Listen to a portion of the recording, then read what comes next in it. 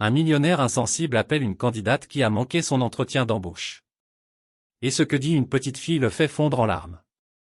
Avant toute chose, si vous regardez ceci en traversant une période difficile, sachez que vous n'êtes pas seul. Laissez un cœur. Maxwell Pierce frappa du poing sur le bureau en acajou poli, envoyant une onde de tension à travers son bureau d'angle au 47e étage. La ligne d'horizon de Manhattan s'étendait derrière lui, témoignant de l'empire qu'il avait bâti à partir de rien. Inacceptable, grogna-t-il en fixant le CV devant lui. Complètement non professionnel.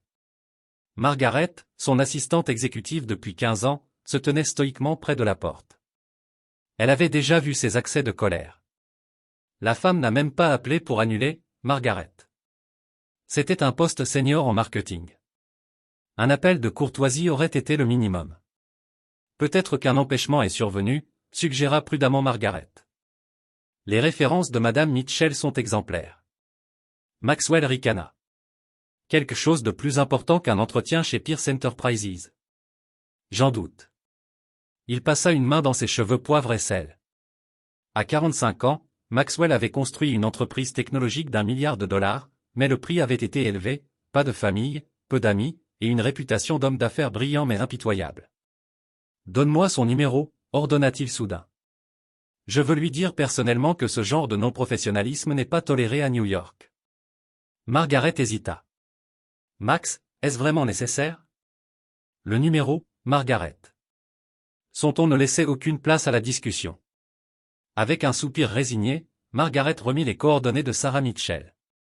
Maxwell composa le numéro sur son téléphone, répétant les remarques cinglantes qu'il allait lui adresser. Le téléphone sonna 3 fois avant qu'une petite voix ne réponde.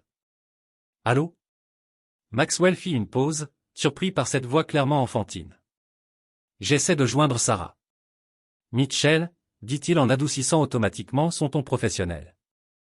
Maman ne peut pas répondre, répondit la petite voix. Elle pleure dans la salle de bain. Quelque chose se serra dans la poitrine de Maxwell. Est-ce qu'elle va bien? Elle est triste parce qu'elle a raté une réunion importante aujourd'hui, expliqua l'enfant avec une honnêteté désarmante. Mais nous n'avions pas de nourriture et elle a dû aller à la banque alimentaire avant qu'elle ne ferme. Elle a dit que ce travail aurait tout arrangé. Maxwell sentit son souffle se couper. Son discours préparé s'évapora. Comment tu t'appelles? Demanda-t-il doucement. Emily? J'ai 6 ans. Un silence. Est-ce que tu es l'homme important que maman devait rencontrer? Elle a ta photo sur l'ordinateur. Oui, je suis Maxwell Pierce. La fille s'exclama. Tu es l'homme dans la boîte spéciale de maman. Elle a des photos de toi et des papiers avec ton nom. Maxwell fronça les sourcils, confus. Quel genre de papier? Des papiers d'adulte et une photo de toi à la plage. Maman dit que tu es mon papa, mais tu es trop occupé pour nous. Le monde sembla basculer autour de Maxwell. Qu'est-ce que tu as dit? Murmura-t-il, les jointures blanchies autour du téléphone. Est-ce que tu es vraiment mon papa? Demanda Emily, sa voix soudain pleine d'espoir. Est-ce que tu vas venir nous voir maintenant? Maman dit que tu es l'homme le plus intelligent et le plus riche de New York. Elle dit que j'ai tes yeux. La main de Maxwell trembla en cherchant sa chaise, mais il la manqua complètement et s'effondra à genoux sur la moquette moelleuse. Ce n'est pas possible, dit-il plus pour lui-même que pour l'enfant. Je ne peux pas avoir d'enfant. La porte de la salle de bain s'ouvrit en grinçant. Emily, à qui parles-tu? Une voix paniquée de femme se fit entendre dans la ligne. C'est mon papa, maman, il nous a appelés. Le téléphone tomba, et Maxwell entendit un souffle suivi de la voix de Sarah, serrée par l'émotion. Monsieur Pierce, je peux tout expliquer. Mais Maxwell ne put répondre. Les larmes coulaient sur son visage alors que 30 ans de certitude s'effondraient autour de lui. Le PDG le plus impitoyable du monde à genoux, brisé par 6 mots simples. Maman dit que tu es mon papa. Le bureau exécutif de Maxwell resta silencieux après la fin de l'appel. Il resta immobile derrière son bureau, fixant le téléphone comme s'il pouvait expliquer ce qui venait de se passer. Impossible, murmura-t-il. Le souvenir refit surface, un cabinet médical, il y a 15 ans. Le spécialiste au visage sombre confirmait sa stérilité après une maladie infantile, cette certitude médicale qui avait façonné ses choix de vie. Son ordinateur émit un son annonçant un nouvel email de Margaret, le dossier complet de Sarah Mitchell. Maxwell cliqua sur les documents avec des doigts tremblants, CV, référence, vérification des antécédents et là, une note à propos d'une fille de 6 ans. Il chercha Sarah Mitchell et parcourut les réseaux sociaux jusqu'à la trouver. Son souffle se coupa. La femme lui semblait vaguement familière, un fantôme de son passé, et à ses côtés sur plusieurs photos se trouvait Emily, une petite fille aux yeux bleus acier et à la fossette caractéristique de Maxwell. Son esprit remonta 7 ans en arrière, à la conférence technologique de San Diego. 3 jours de réseautage, une nuit de connexion inattendue avec une brillante jeune développeuse de logiciels, Sarah. Ils avaient passé un week-end passionné ensemble avant qu'il ne retourne à New York. Elle avait essayé de le contacter par la suite, mais son assistante avait bloqué ses appels, selon le protocole standard de Maxwell pour ses brèves liaisons. « Appelez ma voiture », ordonna-t-il dans l'interphone. En quelques minutes, Maxwell filait dans le trafic new-yorkais en direction de l'adresse du Bronx inscrite dans le dossier de Sarah. Le quartier contrastait brutalement avec son monde de pentouses. Des enfants jouaient sur des trottoirs fissurés tandis que des adultes fatigués rentraient chez eux après de longues journées de travail. Maxwell se sentait visiblement hors de place alors que sa voiture de luxe avançait lentement dans la rue. Il trouva l'immeuble, une construction en briques usées avec la peinture écaillée. Prenant une profonde inspiration, il s'approcha du bouton de l'interphone de l'appartement 4B. Son doigt hésita au-dessus du bouton. Que dirait-il? Que pourrait-il dire si Emily était vraiment sa fille? Cette possibilité lui inspira à la fois terreur et émerveillement. L'immeuble, une porte s'ouvrit soudain lorsqu'un locataire sortit. Maxwell la retint par réflexe et entra. Le hall sentait le chou et le désinfectant. Il monta 4 étages, ses chaussures de marque résonnant dans la cage d'escalier. Devant la porte du 4B, il s'arrêta, redressa sa cravate et passa une main dans ses cheveux, puis frappa. Des pas s'approchèrent, légers et rapides. La porte s'ouvrit en un léger battant, retenu par une chaîne, dévoilant une partie du visage d'une femme. Ses yeux s'agrandirent. « Monsieur Pierce », murmura Sarah. « Nous devons parler », dit Maxwell, son autorité habituelle vacillant. La porte se referma, la chaîne tinta, puis elle s'ouvrit complètement.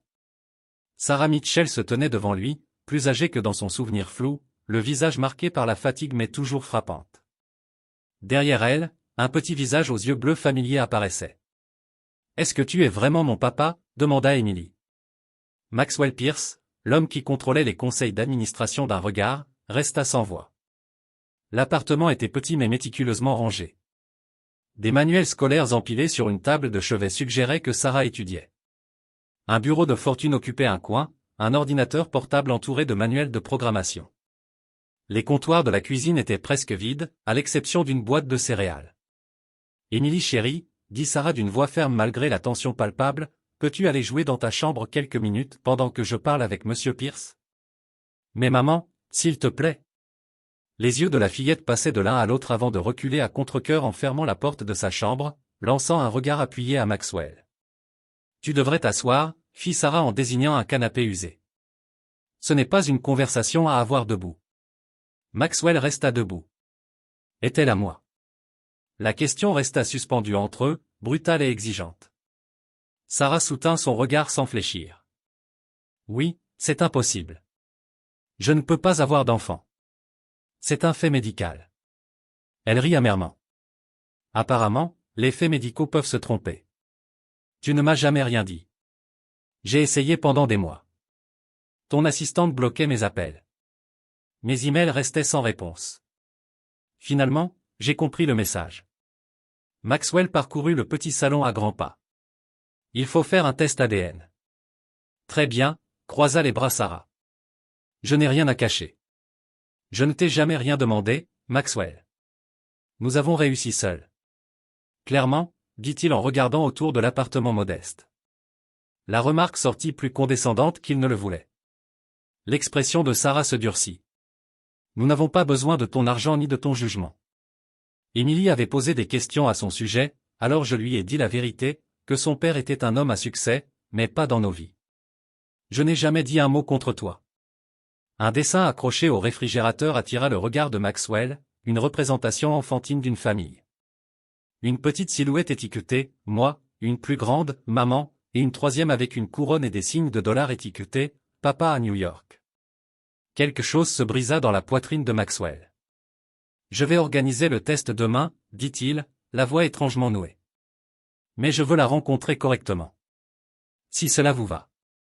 Une lueur de surprise traversa le visage de Sarah, adoucissant sa colère. Tu peux faire ça, répondit-elle avant que Maxwell ne puisse répondre. La porte d'Emily s'ouvrit doucement. Vous avez fini de parler de moi? Sarah esquissa un faible sourire. Viens rencontrer Monsieur Pierce comme il faut, Emily. La petite fille s'approcha prudemment, l'étudiant avec une intensité qui reflétait son propre regard d'homme d'affaires. Elle tendit sa petite main d'un air formel. Je m'appelle Emily Mitchell, je suis en CP et je suis bonne en maths. Maxwell s'agenouilla lentement pour être à sa hauteur et prit sa minuscule main dans la sienne. Je suis Maxwell Pierce, moi aussi je suis bon en maths. Son visage s'illumina. Tu sais faire les fractions? On est en train d'apprendre ça. Le pantouse semblait plus vide que d'habitude tandis que Maxwell arpentait les sols en marbre italien. 3 jours s'étaient écoulés depuis le test ADN. 3 jours de nuit blanche et de réunions distraites.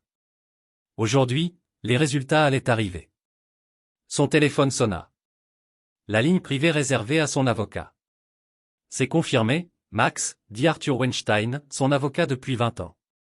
99,9 999 998% de probabilité de paternité. C'est ta fille. Maxwell s'effondra sur la chaise la plus proche. Comment est-ce possible? Demanda-t-il. Arthur, les médecins ont dit. Les miracles médicaux arrivent ou les erreurs médicales aussi. Quoi qu'il en soit, tu as une fille de 6 ans. La question est, que vas-tu faire maintenant? Maxwell avait bâti son empire sur la prise de décision, mais cette situation défiait toute logique. Je dois les revoir, finit-il par dire. 1 heure plus tard, Maxwell était assis en face de Sarah dans un café tranquille près de son appartement. Ils ont accepté de me rencontrer pendant qu'Emily était à l'école. Le test a confirmé tout ça, annonça-t-il sans préambule. Sarah acquiesça. Je n'en ai jamais douté. Je veux faire partie de sa vie. Ces mots le surprirent autant que Sarah. Comme ça, sans prévenir. Tu vas débarquer après 6 ans et jouer au papa? Sa voix mêlait scepticisme et espoir. J'ai raté 6 années. Je ne peux jamais les récupérer, murmura Maxwell. Je ne veux plus en manquer, répondit Sarah en l'observant attentivement. Ce n'est pas une acquisition d'entreprise, Maxwell. Tu ne peux pas simplement décider que tu la veux et prendre le relais. Emily a une vie, des routines, des sentiments. Je comprends. Parce que le Maxwell Pierce que je connaissais n'était pas vraiment réputé pour son intelligence émotionnelle. La remarque fit mal parce qu'elle était vraie. Les gens peuvent changer. Vraiment? Sarah se pencha en avant. Pourquoi tu veux ça? Vraiment? Parce qu'elle est soudainement à toi, une nouvelle possession, ou parce que tu tiens vraiment à son bien-être? Maxwell réfléchit honnêtement à la question. La révélation l'avait profondément bouleversé. Quelque chose s'était éveillé en lui, quelque chose qu'il n'avait jamais su exister. Quand j'ai entendu sa voix au téléphone, dit-il lentement, quelque chose m'est arrivé que je ne peux pas expliquer. Puis, quand je l'ai vu, ses yeux, les yeux de ma mère, avala-t-il péniblement. J'ai tout accompli, Sarah. Tout, sauf ce que je m'étais convaincu de ne pas pouvoir avoir, une famille.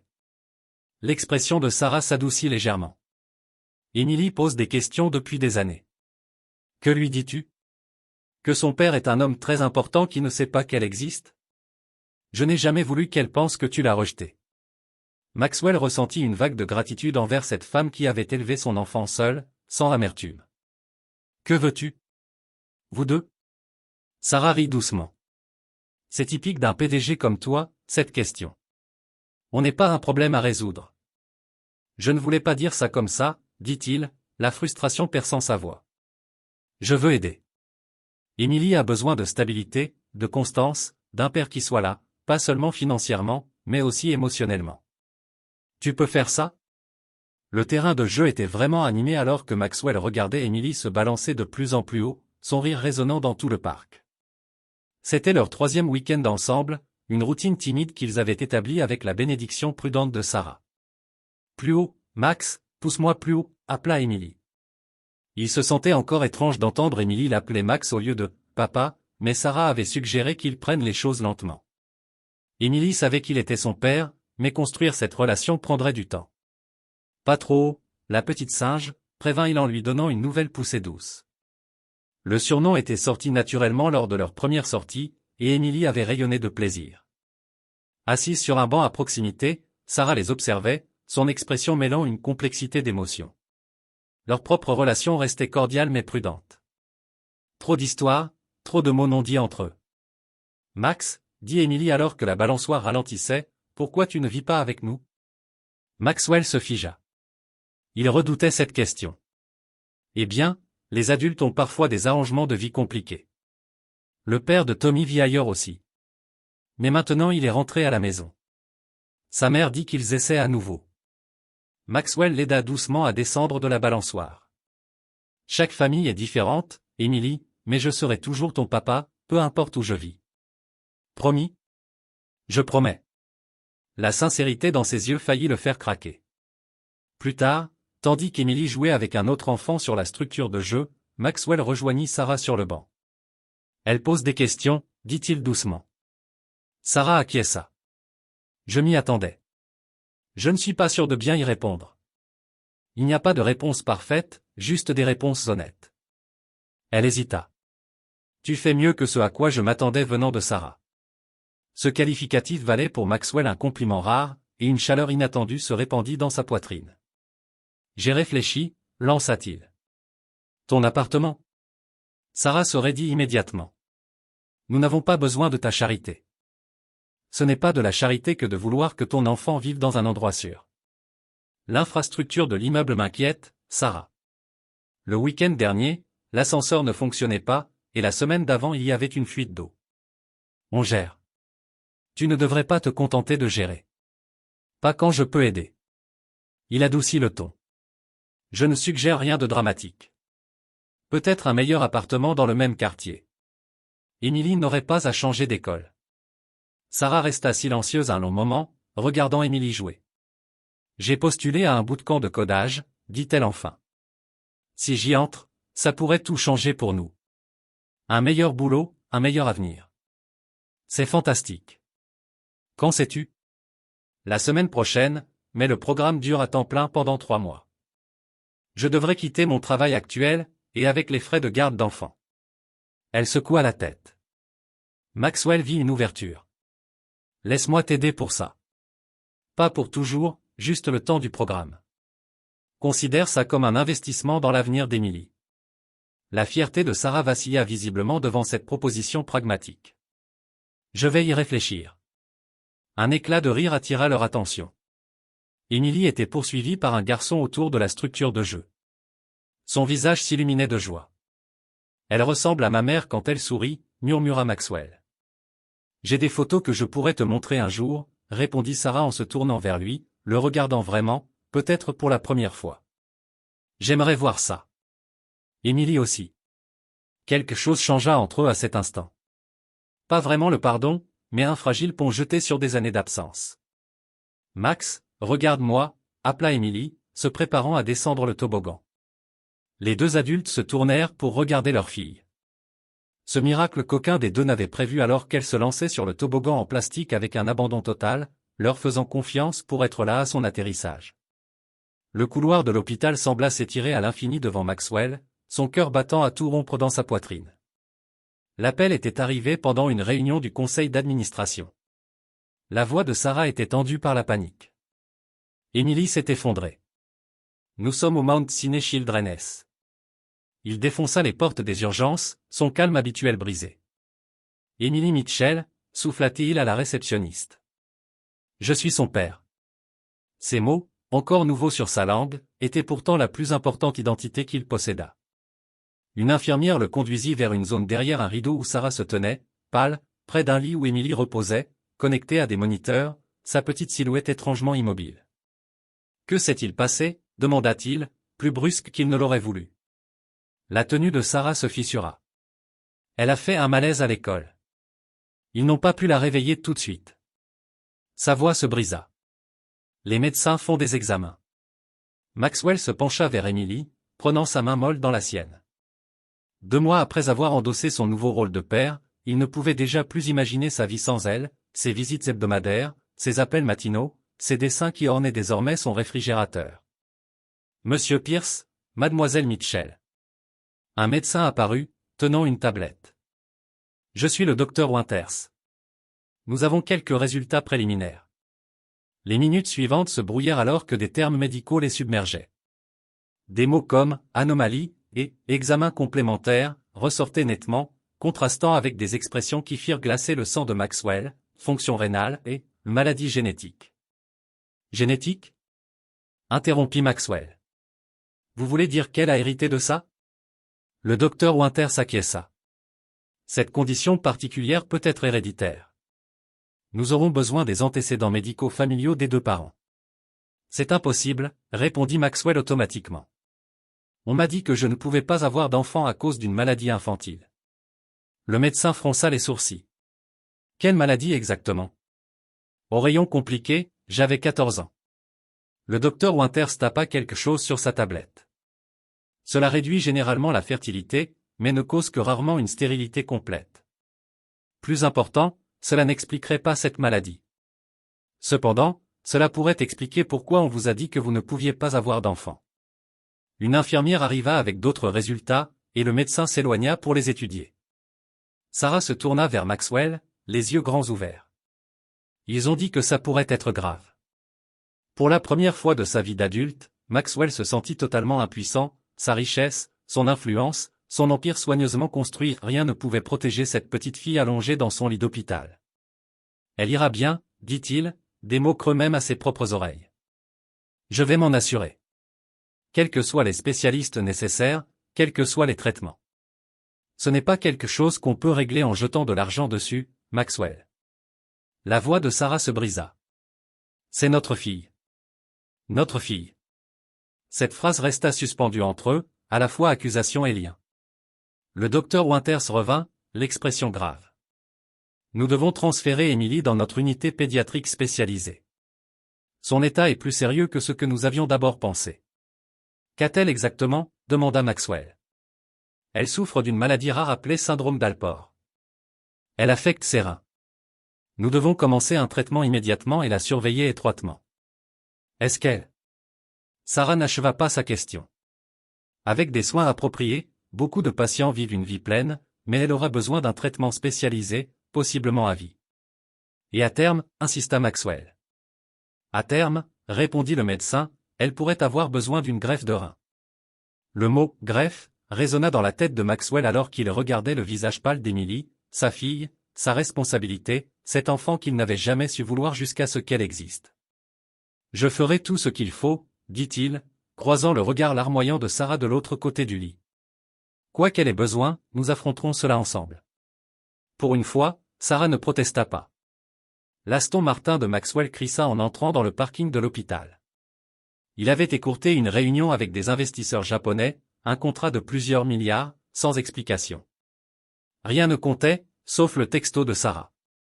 Les résultats d'Emily sont arrivés. Le médecin veut parler à tous les deux. Le mois passé s'était confondu en visite à l'hôpital, consultation avec des spécialistes et recherches nocturnes. Maxwell avait appliqué son efficacité corporative à la crise médicale d'Emily, créant des tableaux des options de traitement et faisant venir des spécialistes de tout le pays. Il retrouva Sarah dans la salle d'attente, les yeux rouges à force de ne pas dormir. Aucun ne parla alors qu'ils étaient conduits au bureau du docteur Winters. La fonction rénale d'Emily décline plus rapidement que prévu, expliqua le médecin doucement. Les médicaments ne fonctionnent pas aussi efficacement que nous l'espérions. Quelles sont nos options ? Demanda Maxwell, adoptant un ton de négociation. À long terme, elle aura besoin d'une greffe, idéalement d'un membre de la famille. Testez-moi, demanda Maxwell immédiatement. Le docteur Winters hésita. Monsieur Pierce, je comprends votre empressement, mais il y a beaucoup de facteurs qui déterminent la compatibilité et, étant donné votre propre histoire médicale. Testez-moi, insista Maxwell. Et Sarah aussi, acquiesça le médecin.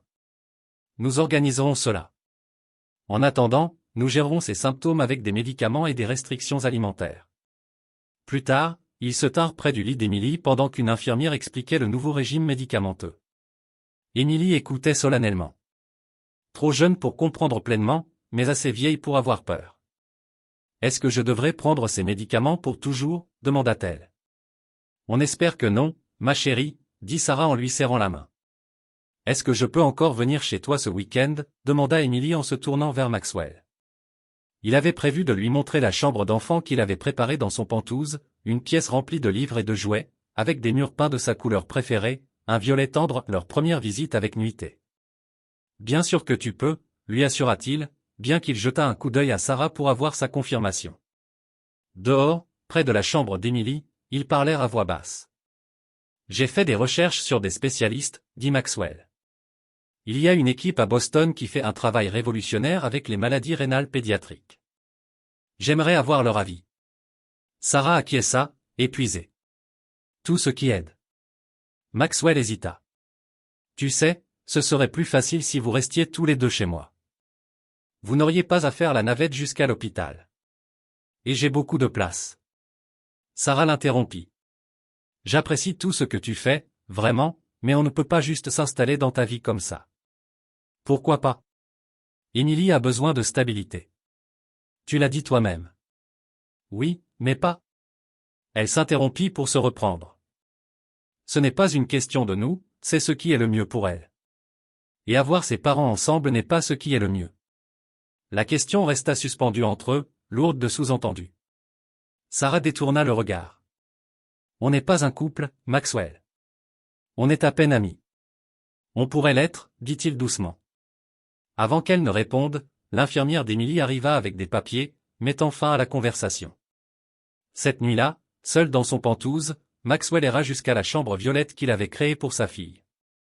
Une série de cadres ornait un mur, des photos d'Emily depuis sa naissance jusqu'à aujourd'hui, fournies par Sarah.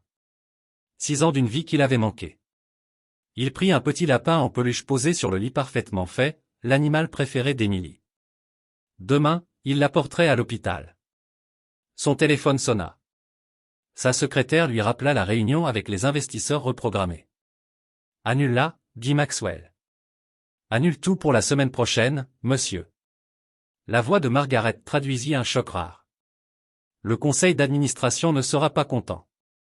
Le conseil d'administration ne compte pas. Rien ne compte sauf Emily.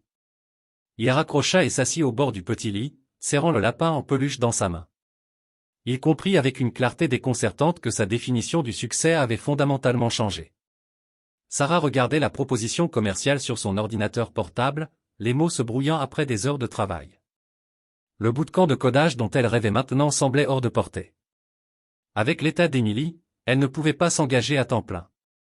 Un coup à la porte la fit sursauter. Maxwell se tenait dehors, tenant des sacs d'épicerie. Tu ne répondais pas au téléphone, dit-il en entrant sans attendre d'invitation. Il était éteint. J'ai oublié de le charger.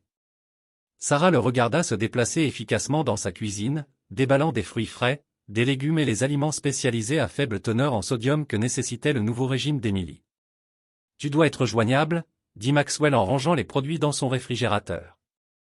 Je t'ai commandé un nouveau téléphone avec une batterie longue durée. Il sera livré demain. Sarah fronça les sourcils. Je n'ai pas besoin que tu gères ma vie, Maxwell. Il s'arrêta, une barquette de myrtilles bio en main. Depuis 2 mois, depuis le diagnostic d'Emily, ils avaient adopté une relation de coparentalité fragile. Maxwell prenait en charge les frais médicaux et utilisait ses contacts pour garantir les meilleurs soins tandis que Sarah coordonnait les traitements quotidiens et les rendez-vous. Tu as raison, admit-il. Je suis désolé. Les vieilles habitudes. Cette simple excuse la désarma. Le Maxwell qu'elle avait connu il y a 7 ans ne se serait jamais excusé. Comment allait Emily aujourd'hui? Demanda-t-il en changeant de sujet. Fatiguée après la dialyse, mais elle s'est réveillée quand j'ai dit que tu venais dîner. Maxwell sourit. Je lui ai apporté sa glace préférée, celle adaptée au rein. Sarah le regarda s'activer dans sa cuisine avec une compétence surprenante. Depuis quand sais-tu cuisiner? YouTube, avoua-t-il. Après qu'Emily ait dit qu'elle aimait le poulet parmesan, j'ai demandé à mon chef de m'apprendre les bases. L'image du milliardaire Maxwell Pierce prenant des cours de cuisine pour une petite fille de 6 ans toucha Sarah d'une manière presque absurde. Alors que Maxwell préparait le dîner, Sarah retourna à son ordinateur. « Sur quoi travailles-tu avec autant de concentration ?» demanda-t-il en regardant par-dessus son épaule. « Un projet de développement web en freelance pour compléter mes revenus, puisque j'ai dû réduire mes heures de travail à cause des rendez-vous d'Emily. » Maxwell étudia l'écran. c'est du bon travail. Sarah cligna des yeux, surprise par cette appréciation professionnelle. Merci. C'est juste un site pour une petite entreprise, mais... Non, je le pense vraiment. Le code est élégant. Il montra une section du code. Cependant, cette fonction pourrait être plus efficace. Tu codes? Demanda Sarah, incrédule. Maxwell sourit. Riley, j'ai construit Pierce Enterprises moi-même. Je programmais avant de pouvoir me permettre d'engager des ingénieurs. Je révise encore notre architecture principale. Sarah avait oublié cet aspect de lui, l'esprit brillant derrière l'homme d'affaires. C'était ce qui l'avait attiré 7 ans plus tôt, lors de cette conférence tech, avant qu'elle ne découvre l'ambition froide qui définissait le reste de lui. La porte d'entrée s'ouvrit alors qu'Emily revenait de chez son amie voisine. Son visage s'illumina en voyant Maxwell. « Max, tu es venu. » Elle courut vers lui, et il la prit dans ses bras, faisant attention à son port de dialyse récemment implanté. « Bien sûr que je suis venu. Je te l'avais promis, non ?» Emily hocha la tête, solennelle. « Maman dit que les promesses sont très importantes. »« Ta mère a raison. » Maxwell croisa le regard de Sarah par-dessus la tête d'Emily. Quelque chose d'inexprimé passa entre eux, une reconnaissance des promesses faites et brisées dans leur passé commun. Plus tard, après qu'Emily se fut couchée, ils s'assirent ensemble à la petite table de la cuisine. « J'ai une proposition, » dit Maxwell doucement. Sarah se tendit. « Maxwell, pas ce genre-là, » précisa-t-il rapidement. « Une proposition professionnelle. Pierce Enterprises a besoin de développeurs sous contrat pour un nouveau projet. Travail à distance, horaire flexible. » Sarah le regarda. « Tu m'offres un emploi. Je t'offre une opportunité. Tes compétences en codage sont solides, et tu as besoin d'un travail compatible avec l'emploi du temps d'Emily. Je ne veux pas de la charité. Ce n'est pas de la charité. C'est mutuellement bénéfique. Tu es payé, tu travailles à tes conditions, et moi j'ai un développeur qui ne perd pas de temps avec la politique de bureau. » Sarah réfléchit à l'offre, pesant sa fierté contre la réalité. « Je serai sous ta responsabilité ?» Maxwell secoua la tête. « Sous la responsabilité de notre chef de projet.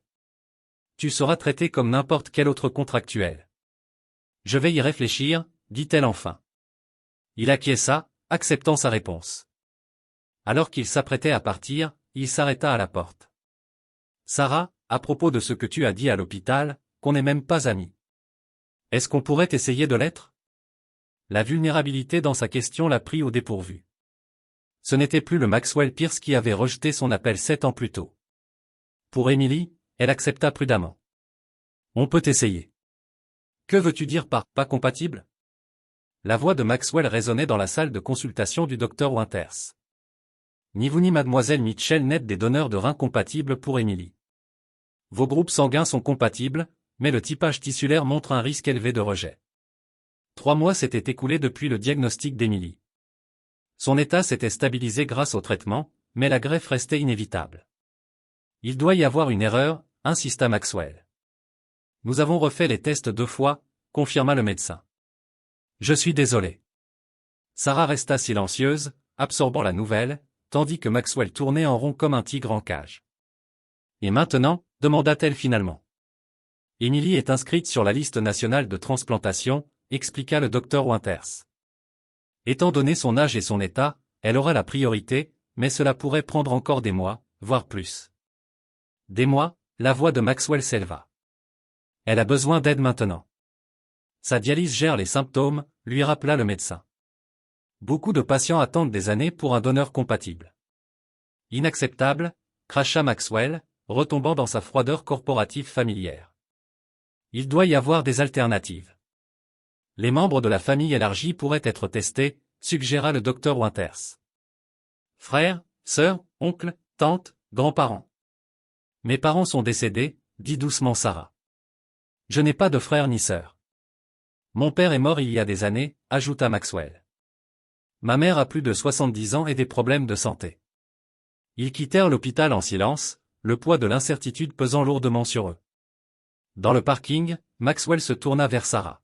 « Emménage avec moi, dit-il brusquement. Toi, Emily et moi. Mon Pantouse a 5 chambres. Tu aurais ton propre espace, ta vie privée. Emily aurait un environnement stable, proche de l'hôpital. Sarah secoua la tête.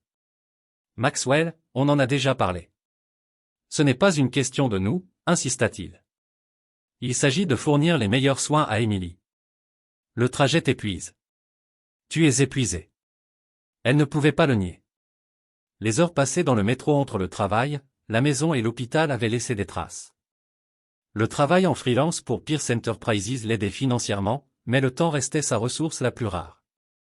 Réfléchis insista Maxwell. Pour Emily. Je dois retourner auprès d'elle, répondit Sarah, évitant une réponse directe. Ce soir-là, après qu'Emily se fut endormie dans son lit d'hôpital, Sarah sortit dans le couloir pour appeler Maxwell. J'ai fait des recherches sur des programmes de donneurs alternatifs, dit-il sans même la saluer. Il existe un programme d'échange jumelé où des paires donneurs-receveurs incompatibles sont appariés avec d'autres dans la même situation. Max ralentit. Le médecin a dit qu'Emily est stable pour l'instant. Pour l'instant, ce n'est pas suffisant, répliqua-t-il vivement. Je donne une conférence de presse demain. T'as quoi? Je rends publique la condition d'Emily en appelant à des donneurs. Avec la plateforme de Pierce Enterprises, nous pouvons toucher des millions de personnes. Sans m'en parler avant? La voix de Sarah tremblait de colère. C'est notre fille, Maxwell, pas un coup de pub. Ce n'est pas une question de publicité, rétorqua-t-il. C'est utiliser toutes les ressources à ma disposition, y compris transformer notre combat privé en spectacle public. Emily mérite dignité, pas d'être le sujet d'une campagne émotionnelle d'un milliardaire. Le silence qui suivit vibrait de tension. Tu ne me fais toujours pas confiance, finit par dire Maxwell d'une voix froide. Ce n'est pas une question de confiance. C'est respecter des limites. Un autre silence s'installa. Très bien, pas de conférence de presse. Après avoir raccroché, Sarah s'appuya contre le mur froid de l'hôpital, les larmes coulant sur ses joues. Le poids émotionnel des derniers mois l'écrasait, la peur pour Emily, les sentiments compliqués qui remontaient pour Maxwell, l'épuisement de tout tenir ensemble. Dans la chambre, Emily bougea. « Maman, tu pleures ?» Sarah s'essuya rapidement les yeux et revint auprès de sa fille. « Juste fatiguée, bébé. » Emily tapota le lit à côté d'elle. « Tu peux partager mon lit. Ça aide quand j'ai peur. » Sarah se glissa à côté d'elle, la serrant contre elle, se demandant comment une si petite fille pouvait posséder une telle sagesse. « Max vient demain ?» demanda Emily somnolente. « Oui, ma chérie. »« Bien. Il a promis de me lire le prochain chapitre de Harry Potter. » Sarah embrassa le front de sa fille, reconnaissant que malgré leurs différences, Maxwell avait tenu toutes ses promesses envers Emily. Peut-être que ça comptait pour quelque chose. Après tout, les décorations de Noël dans le service pédiatrique ne pouvaient masquer l'ambiance stérile de l'hôpital, mais la chambre d'Emily était devenue un festival de couleurs, des œuvres d'art recouvraient les murs, des peluches encombraient son lit, et un petit sapin de Noël scintillait dans un coin, l'ajout de Maxwell. 4 mois dans le traitement d'Emily.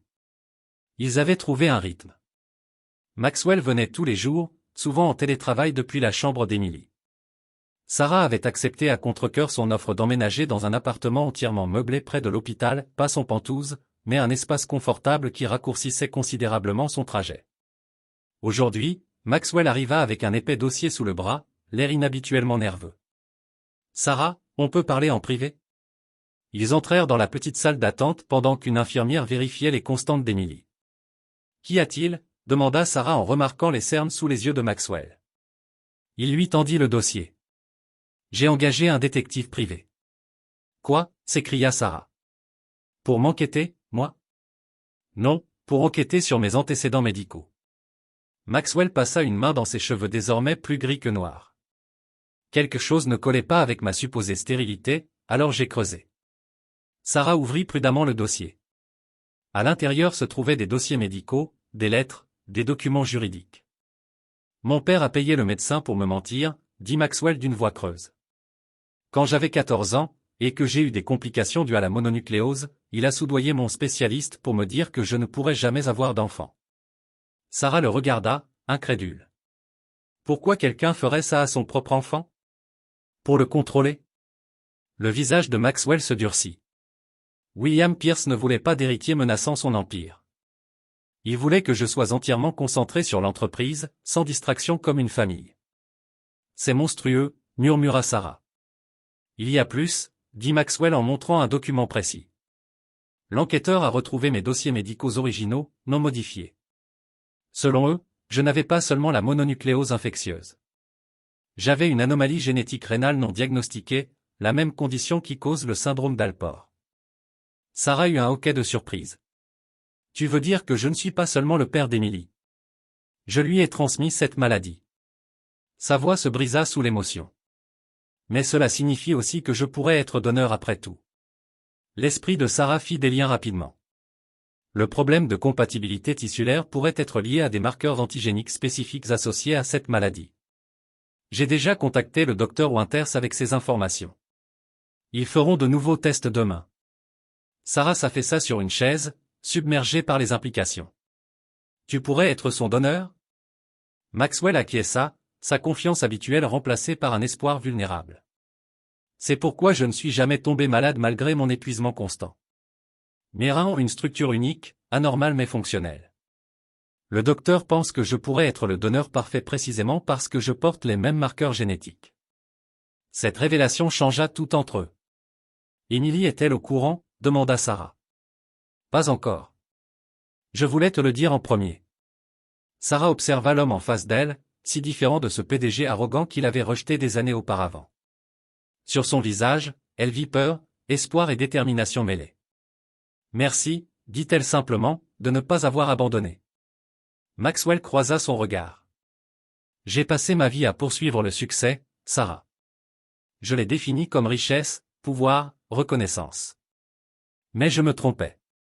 Il regarda vers la chambre d'Emily. Elle est ma plus grande réussite et je n'y suis pour rien. C'est toi qui as élevé une enfant extraordinaire pendant que je courais après des objectifs futiles.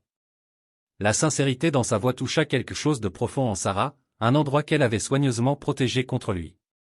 Avant qu'elle ne puisse répondre, l'infirmière d'Emily apparut. Elle vous demande tous les deux, dit l'infirmière avec un sourire. Il y a quelque chose à propos d'une liste de Noël qui nécessite une discussion sérieuse. Ils trouvèrent Emily assise dans son lit, des feutres de couleur étalés autour d'elle. Elle leur sourit radieusement. Timing parfait, dit-elle. J'ai besoin d'aide pour ma liste au Père Noël. Maxwell et Sarah échangèrent un regard. Un regard de but commun, d'espoir partagé, et peut-être quelque chose de plus. Pour la première fois, ils faisaient face à l'avenir, non plus comme des coparents réticents, mais comme des alliés dans la bataille la plus importante de leur vie. La neige tombait silencieusement à l'extérieur de la fenêtre de l'hôpital tandis que Maxwell veillait seul. Dans le lit à côté de lui, Emily dormait agitément, son petit corps minuscule entouré par les machines surveillant sa santé déclinante. La période de Noël était passée, marquée par une joie forcée dans le service pédiatrique, et des cadeaux ouverts depuis un lit d'hôpital. Les nouveaux tests avaient confirmé la compatibilité stupéfiante de Maxwell comme donneur, mais la santé d'Emily avait brusquement décliné, retardant la greffe. La fonction rénale avait chuté, nécessitant une dialyse plus agressive pendant que les médecins travaillaient à stabiliser son état. Maxwell consulta sa montre, 3h14 du matin. Sarah avait finalement succombé à l'épuisement vers minuit, se retirant sur le lit pliant dans un coin après que Maxwell lui ait promis de la réveiller si quelque chose changeait. Il observa sa forme endormie, admirant sa force face à cette épreuve. Ces 5 derniers mois l'avaient transformée d'une manière que sa richesse n'aurait jamais pu. Les réunions du conseil d'administration et les marges bénéficiaires semblaient dérisoires comparées aux chiffres qui le consumaient désormais, taux de créatinine d'Emily, tensions artérielles, dosage des médicaments. Son téléphone vibra avec un texto de son directeur des opérations. Réunion du conseil dans 4 heures. Cadeau nécessaire pour le vote de fusion. Maxwell tapa une réponse simple. Je ne viens pas. Gérez ça. Puis il mit l'appareil en silencieux et le remit dans sa poche. L'ancien Maxwell n'aurait jamais délégué une décision aussi critique, mais ses priorités avaient changé radicalement. Emily bougea, ouvrant les yeux en clignant. Max, chuchota-t-elle. Il se pencha vers elle. Je suis là, mon petit singe. Tu as besoin de quelque chose? Elle réfléchit à cette question avec son sérieux habituel. Essayez. Maxwell sourit. Essayez quoi? Harry Potter? Elle secoua la tête. Raconte-moi quand tu étais petit. La demande le prit au dépourvu. Il parlait rarement de son enfance. Le manoir froid du Connecticut, le père distant, la mère qui s'était réfugiée dans les pilules et l'alcool. Eh bien, commença-t-il hésitant. Quand j'avais à peu près ton âge, j'ai construit mon premier ordinateur avec des pièces que j'ai trouvées à la casse. Les yeux d'Emily s'agrandirent. Tout seul? Tout seul, confirma Maxwell. Mon père pensait que c'était une perte de temps. Il voulait que j'étudie la finance, pas la technologie. Est-ce qu'il était méchant? Demanda Emily avec la franchise d'un enfant. Maxwell réfléchit à sa réponse. Il n'était pas méchant exactement. Il ne savait tout simplement pas comment aimer les gens correctement. Il pensait que le succès était plus important que le bonheur. C'est bête, déclara Emily. Être heureux, c'est ce qui compte le plus. C'est ce que maman dit toujours. Maxwell jeta un coup d'œil à Sarah, qui dormait paisiblement. Ta maman est très sage. J'aurais aimé l'écouter davantage quand on s'est rencontrés. Est-ce que tu l'aimais? La question d'Emily était innocente mais perçante. Maxwell avala difficilement. Je ne savais pas comment aimer quelqu'un à cette époque, Emily. J'étais trop occupé à essayer de prouver quelque chose à mon père. Tu sais comment aimer les gens maintenant? Cette question le toucha profondément. J'apprends, répondit-il honnêtement. C'est toi qui m'apprends. Emily sembla satisfaite de cette réponse. Elle serra son lapin en peluche préféré, celui que Maxwell avait apporté à l'hôpital il y a quelques mois. Quand j'aurai ton rein, est-ce que je serai comme toi? Demanda-t-elle en somnolant. Comment ça? Est-ce que je serai bonne en maths et en informatique? Maxwell sourit. Tu le es déjà. Mais tu es aussi gentille et courageuse, comme ta maman. Et ça, c'est beaucoup plus important. Les paupières d'Emily s'alourdirent. Maman dit que l'opération est demain. Si tes chiffres sont bons ce matin, confirma Maxwell en essayant de garder la voix stable malgré la peur qui le traversait. Les risques de l'opération lui avaient été expliqués en détail par l'équipe de transplantation. Les risques pour Emily comme pour lui-même. Est-ce que tu as peur? Demanda Emily, lisant ses pensées avec une perception étonnante.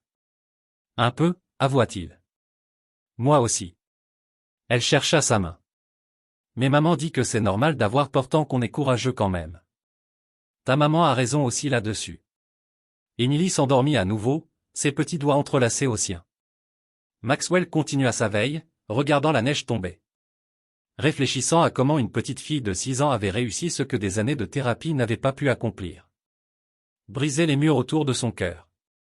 De l'autre côté de la pièce, Sarah ouvrit les yeux, ayant entendu leur échange. Leurs regards se croisèrent dans la pénombre. Un monde de sentiments non dits passant entre eux. Demain apporterait ses propres défis. Mais pour ce moment, ils étaient unis dans l'amour de l'enfant qui les avait réunis de la manière la plus inattendue. La matinée de l'opération de transplantation se leva claire et froide. Le soleil brillant sur la neige fraîche qui recouvrait la ville. Maxwell se tenait à la fenêtre de la chambre d'hôpital d'Emily.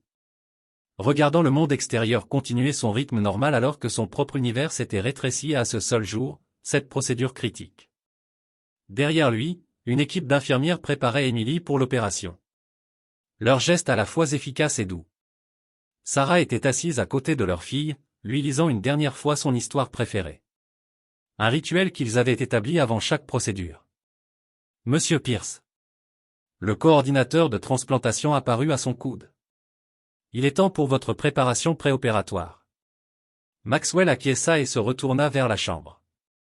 Emily semblait incroyablement petite dans son lit d'hôpital. Ses cheveux noirs, ses cheveux à lui, étalés sur l'oreiller. Un instant, la peur le paralysa. Et si quelque chose tournait mal? Et si, après l'avoir retrouvée, il la perdait? Max, la voix d'Emily coupa ses pensées tourbillonnantes. N'oublie pas notre accord. Il sourit, se rappelant leur conversation de la veille. Je n'oublierai pas. Disney World dès que tu seras autorisé à voyager. Et maman vient aussi, lui rappela-t-elle solennellement. Bien sûr. Maxwell jeta un coup d'œil à Sarah, qui offrit un sourire tendu. Il s'approcha du lit, le cœur battant dans sa poitrine. Le titan des affaires, qui négociait des accords de plusieurs milliards sans sourciller, était maintenant terrifié par une opération médicale que des milliers subissaient chaque année avec succès. Je te verrai de l'autre côté, mon petit singe, dit-il en penchant la tête pour embrasser le front d'Emily. J'aurai ton rein, et tu auras mon lapin en peluche, répondit-elle en lui tendant le jouet usé. Alors, nous avons tous les deux quelque chose de l'autre. Maxwell accepta le lapin en peluche, la gorge nouée par l'émotion. C'est un échange équitable. Pendant que les infirmières préparaient Emily pour la salle d'opération, Sarah se leva pour marcher aux côtés du lit. Maxwell resta en retrait, leur laissant de l'espace pour leur adieu privé. La relation entre mère et fille, bâtie sur 6 années de lutte partagée, de joie et d'un amour inébranlable, était quelque chose qu'il observait avec autant d'admiration que d'envie. Sarah s'approcha de lui après qu'Emily eut été emmenée au bout du couloir. « À ton tour, dit-elle, sa voix plus assurée qu'il ne l'avait imaginé. Maxwell hocha la tête, serrant le lapin en peluche. « Sarah, si quelque chose arrive, ne. » Elle le coupa fermement. « Rien n'arrivera. Vous reviendrez tous les deux. » Sa certitude le rassura. « J'ai quand même mis mon testament à jour. Tout revient à Emily, avec toi comme tutrice jusqu'à sa majorité. » La posture professionnelle de Sarah se fissura légèrement. « Maxwell, il y a aussi un trust pour son éducation, ses frais médicaux, tout ce dont elle pourrait avoir besoin. Les papiers sont chez mon avocat, Arthur Weinstein. J'ai laissé ses coordonnées. Arrête de planifier ta mort et commence à penser à ta guérison, l'interrompit Sarah, les yeux étincelants. Emily a besoin que tu restes en vie, pas de ton argent. Les mots le frappèrent avec une force inattendue. Emily avait besoin de lui. Pas de sa fortune, pas de son influence, mais de lui. Cette révélation lui semblait encore neuve, même après des mois d'adaptation à la paternité. L'expression de Sarah s'adoucit. Elle tendit la main avec hésitation, puis le prit dans une étreinte inattendue. « Merci, murmura-t-elle contre son épaule. De m'avoir donné cette chance. » Maxwell la serra un instant, inspirant le léger parfum de son shampoing. Le même qu'elle utilisait il y a 7 ans. « Merci de l'avoir élevé, répondit-il. D'être tout ce que je ne pouvais pas être. » Ils se séparèrent alors que l'infirmière préopératoire s'approchait. Maxwell tendit le lapin en peluche à Sarah. « Garde-le bien jusqu'à ce que nous soyons tous les deux de retour. »« Je le ferai, » promit-elle, alors qu'on le poussait vers la salle d'opération. Maxwell ferma les yeux, se remémorant la salle du conseil de Pierce Enterprises 6 mois auparavant. Ses pensées auraient été alors envahies par les cours de la bourse, les acquisitions, la planification stratégique. Maintenant, tout ce qui comptait, c'était une petite fille aux yeux semblables aux siens. Et un esprit qu'il ne pouvait qu'espérer imiter. L'anesthésie se dissipa lentement. La conscience revenait par fragments flous. Maxwell devint conscient d'un bip régulier, de l'odeur antiseptique de la salle de réveil. Et d'une douleur sourde dans son abdomen. Il se réveille, dit une voix proche. Maxwell força ses paupières lourdes à s'ouvrir. Le docteur Winters se tenait à côté de son lit, vérifiant les moniteurs. Emily, articula Maxwell, la bouche sèche comme le désert. Elle va bien, le rassura le docteur. Le rein fonctionne parfaitement, un match parfait comme nous l'espérions. Un soulagement le submergea, plus puissant que les médicaments antidouleurs coulant dans ses veines. Où est-elle, parvint-il à demander. Toujours en salle de réveil. Tu pourras la voir demain, quand vous serez tous les deux plus forts. Maxwell tenta de se redresser, grimaçant alors qu'une douleur lancinante traversait son côté. Doucement, prévint le docteur Winters. La procédure laparoscopique a réussi, mais tu as quand même subi une chirurgie majeure. Tu dois te reposer. Sarah avec Emily, demanda Maxwell, se relaxant un peu en sachant que sa fille n'était pas seule. Oui, répondit le docteur. Combien de temps ai-je été endormi? Environ 6 heures. Tout s'est déroulé comme prévu. 6 heures qui avaient changé 3 vies à jamais. Maxwell ferma les yeux, submergé par l'ampleur de ce qui venait de se passer. Une partie de lui vivait désormais en Emily. La contribution la plus précieuse qu'il ait jamais faite. Les 24 heures suivantes passèrent dans un flou de contrôles vitaux, de gestion de la douleur et de brefs moments lucides. Sarah apparut périodiquement pour lui donner des nouvelles des progrès d'Emily, entre ses propres sommeils dans la salle d'attente. Elle demande après toi, lui dit Sarah lors d'une visite. Ils disent que demain tu pourras être transféré dans sa chambre si vous êtes tous les deux stables. Maxwell hocha la tête, trop épuisé pour parler mais profondément reconnaissant. L'après-midi suivant, les infirmières transférèrent délicatement Maxwell dans un fauteuil inclinable à côté du lit d'Emily en unité de soins intensifs pédiatriques. La vue de sa fille, pâle et vivante, reliée au moniteur et aux perfusions, lui arracha des larmes aux yeux. « Salut, mon petit singe, dit-il doucement. Émilie se tourna vers sa voix, son visage s'illumina malgré sa fatigue évidente. « Max, tu vas bien? »« Je vais bien, confirma-t-il. Et toi aussi. Les médecins disent que mon rein aime sa nouvelle maison. »« C'est vrai, acquiesça-t-elle sérieusement. Les infirmières disent qu'il fonctionne super bien. » Sarah se tenait de l'autre côté du lit d'Émilie, les cernes sous ses yeux témoignaient de ses veilles. Pourtant, elle souriait, le premier vrai sourire que Maxwell avait vu chez elle depuis des jours. « On fait une bonne équipe, » déclara Émilie, regardant tour à tour ses parents. « Nous trois. » Maxwell croisa le regard de Sarah au-dessus de leur fille. Quelque chose passa entre eux, une reconnaissance tacite du chemin parcouru, de parfaits inconnus à antagonistes, puis à alliés prudents, unis par le miracle qui reposait entre eux.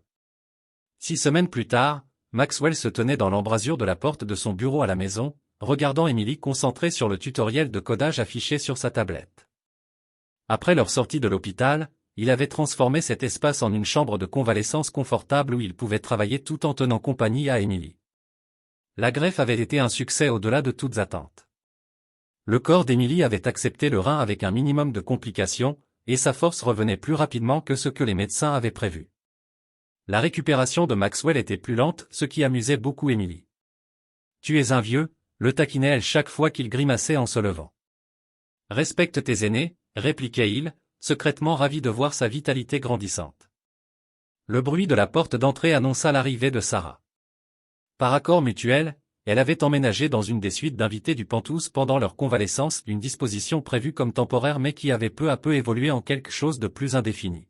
« Comment vont mes patients préférés ?» lança-t-elle en apparaissant aux côtés de Maxwell dans l'embrasure de la porte. « J'ai fini tout le module de codage, » annonça fièrement Émilie. « Max dit que je suis une naturelle. » Elle a débogué un script plus vite que moi, confirma Maxwell, la voix remplie de fierté. Sarah sourit. Bien sûr qu'elle l'est. Elle a ton cerveau et ma persévérance. Le pauvre monde n'a aucune chance. Cette reconnaissance naturelle des traits partagés d'Émilie ne leur paraissait plus étrange. Au fil des semaines de convalescence, entre les médicaments, les rendez-vous médicaux et les questions sans fin d'Émilie, Maxwell et Sarah avaient formé un partenariat qu'ils n'avaient jamais imaginé. L'équipe de greffe a appelé, dit Sarah, adoptant un ton plus professionnel. Ils veulent avancer le prochain contrôle d'Émilie à jeudi au lieu de vendredi. Je vais reprogrammer la réunion du conseil, répondit Maxwell automatiquement. Sarah lui lança un regard mesuré. Tu n'as pas à annuler toutes tes réunions pour chaque rendez-vous. Je peux la prendre parfois. Je veux être là, insista-t-il. Pierce Enterprises a survécu sans moi pendant 6 semaines. Ils peuvent gérer un après-midi de plus. L'entreprise avait effectivement survécu à son absence, en grande partie grâce au système que Maxwell avait mis en place à contre-cœur sous l'insistance pragmatique de Sarah. Il avait appris à déléguer, à faire confiance, et à comprendre que le contrôle n'était pas toujours nécessaire, des leçons qui avaient changé son style de gestion à son retour. On devrait fêter ça après le rendez-vous, suggéra Émilie. Si mes résultats sont bons. Ils le seront, l'assura Sarah. Mais une célébration, ça me semble parfait. Que as-tu en tête ? Les yeux d'Émilie brillèrent de malice. Nous trois, on devrait aller dîner dans ce restaurant chic dont Max parle toujours. Maxwell et Sarah échangèrent un regard. Ils avaient soigneusement maintenu des sphères séparées malgré le fait de vivre sous le même toit, coparents plutôt que couple. Ça a l'air sympa, dit Sarah prudemment.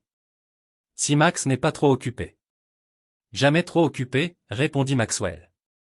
Les mots venaient facilement maintenant, il y a 6 mois, une telle phrase aurait été impensable, son agenda minutieusement calé à la quinzaine de minutes près, le temps personnel un concept inconnu. Émilie rayonnait. Parfait. Je vais mettre ma nouvelle robe. Plus tard ce soir-là, après qu'Émilie soit allée se coucher, Maxwell trouva Sarah sur la terrasse du Penthouse, contemplant les lumières de la ville. Il lui versa un verre de vin et la rejoignit au bord de la balustrade. Elle devient plus forte chaque jour, observa Sarah en acceptant le verre. Elle est remarquable, acquiesça Maxwell. Comme sa mère. Sarah sourit légèrement. Flatterie, Monsieur Pierce. Observation, Mademoiselle Mitchell. Ils restèrent là dans un silence complice, l'air glacé de l'hiver adouci par des lampes chauffantes stratégiquement placées sur la terrasse. Le bail de l'appartement près de l'hôpital expire le mois prochain, dit enfin Sarah. Maxwell se tendit légèrement. Je sais. Je regarde des appartements plus proches de l'école d'Emily. Tu pourrais rester ici, proposa-t-il, tentant de garder un ton détendu. L'arrangement a bien fonctionné pour la convalescence d'Emily. Sarah se tourna pour lui faire face directement. Et quand sa convalescence sera terminée, qu'est-ce qu'on fait alors? La question resta suspendue, pleine de possibles. J'aimerais que vous restiez tous les deux, dit-il simplement. Je n'ai jamais eu de vraie maison, Sarah. Pas vraiment. Ce n'était qu'un endroit où je dormais entre deux réunions. Maintenant c'est différent. À cause d'Emily, précisa-t-elle. À cause de vous deux, corrigea Maxwell. Il posa son verre de vin, rassemblant le courage de dire des choses qu'il n'avait jamais exprimées. Je ne suis plus l'homme que tu as rencontré il y a 7 ans.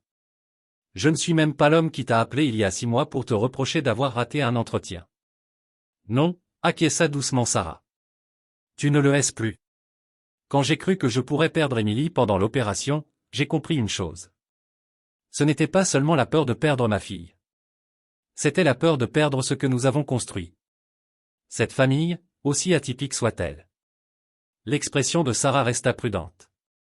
Être coparent ne veut pas dire vivre ensemble, Maxwell. Ce n'est pas une question de commodité, insista-t-il. C'est ce que je veux, ce que j'espère que tu pourrais vouloir aussi. Et qu'est-ce que c'est? Maxwell fit un pas prudent vers elle. Une chance, Sarah. Voir s'il y a quelque chose entre nous qui mérite d'être exploré. Pas pour Emily, mais pour nous. Sarah l'étudia, son expression indéchiffrable. Tu m'as déjà brisé le cœur une fois. Je sais. J'étais un idiot. Tu l'étais, admit-elle, mais un sourire naquit au coin de ses lèvres. Un idiot brillant, ambitieux, et complètement perdu. J'ai progressé sur la partie « perdue », proposa Maxwell.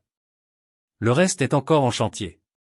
Sarah rit doucement, un son qui le réchauffa plus efficacement que les chauffages de la terrasse. N'est-ce pas ce que nous sommes tous? Elle but une gorgée de vin, pensive. Une condition. Nomme-la. On y va doucement, pour nous tous. Emily a déjà trop changé. D'accord, accepta Maxwell, sentant l'espoir grandir dans sa poitrine. Dîner ce jeudi après le rendez-vous d'Emily. Juste nous trois. Juste nous trois, confirma Sarah. Plus haut, papa. Pousse-moi plus haut. Maxwell obéit, donnant une nouvelle poussée douce à la balançoire tandis qu'Emily s'envolait vers le ciel clair de l'été. Le parc était animé par l'effervescence du week-end, des familles profitant du temps parfait de juin. 1 an s'était écoulé depuis ce coup de téléphone fatidique. 1 an de visite à l'hôpital, de jalons de récupération, de guérison progressive physique et émotionnelle. Le nouveau rein d'Emily fonctionnait parfaitement, son énergie retrouvée à pleine capacité pour ses 6 ans, bientôt 7. Sarah s'approcha, tenant un cornet de glace dans chaque main. Une au chocolat pour le petit singe, annonça-t-elle en le tendant à Emily alors que la balançoire ralentissait. Et une à la vanille pour le vieux monsieur. Maxwell accepta le cornet avec une indignation feinte. 46 ans, ce n'est pas si vieux. Assez vieux pour se plaindre du dos. Après 15 minutes de balancement, Sarah s'installa à côté de lui sur le banc du parc. Emily courut en avant vers le parcours de jeu, tenant sa glace précieusement dans une main. Maxwell et Sarah la regardèrent grimper avec la confiance naturelle d'un enfant en bonne santé, un spectacle qu'ils ne prenaient jamais pour acquis. L'école a appelé aujourd'hui, mentionna Sarah. Ils veulent intégrer Emily au programme avancé de mathématiques. Pas surprenant, répondit Maxwell fièrement. Je t'ai dit qu'elle a reprogrammé mon système domotique hier? Elle a réécrit toute l'interface pour inclure sa musique préférée dans chaque pièce. Sarah rit. Tes gènes de programmeur et ma ténacité font une combinaison dangereuse. Je ne voudrais ça pour rien au monde. Maxwell prit sa main, ce geste désormais familier et confortable. L'année écoulée les avait tous les trois transformés. Sarah avait accepté un poste à plein temps chez Pierce Enterprises, à la tête d'une nouvelle division dédiée à la technologie éducative. Maxwell avait restructuré la direction de l'entreprise, déléguant les opérations quotidiennes afin de se concentrer sur la stratégie, mais surtout pour pouvoir être à la maison pour dîner la plupart des soirs. Leur relation avait évolué lentement, avec précaution, les soirées cinéma avec Emily étaient devenues une tradition familiale, un respect professionnel s'était transformé en une compréhension plus profonde, et les chambres séparées étaient désormais plus une formalité qu'une nécessité. J'y ai réfléchi, dit Maxwell en regardant Emily démontrer ses talents d'escalade à un autre enfant. Tu te souviens du bootcamp de codage que tu voulais suivre, celui que tu avais mis en pause quand Emily est tombée malade? Sarah acquiesça. Et alors? Tu devrais le faire, si tu en as toujours envie. Elle se tourna vers lui, surprise. Ce n'était qu'une étape. Je n'en ai plus besoin maintenant. Pas pour ta carrière, admit-il. Mais tu y étais enthousiaste, passionné. Je ne veux pas que tu abandonnes tes rêves à cause des circonstances. Sarah l'étudia avec attention. Depuis quand es-tu devenu si perspicace? J'ai eu de bons professeurs. Maxwell serra sa main. Toi et Emily m'avez montré ce qui compte vraiment. Elle s'appuya contre son épaule, un geste d'affection qui le ravissait toujours. Je pourrais y jeter un œil. Il y a un programme le week-end qui pourrait coller avec mon emploi du temps. Tout ce dont tu as besoin pour y arriver. Maxwell hésita, puis ajouta. En fait, j'ai pensé à lever un peu le pied moi aussi. Toi, le bourreau de travail ultime, le corrigea-t-elle en souriant.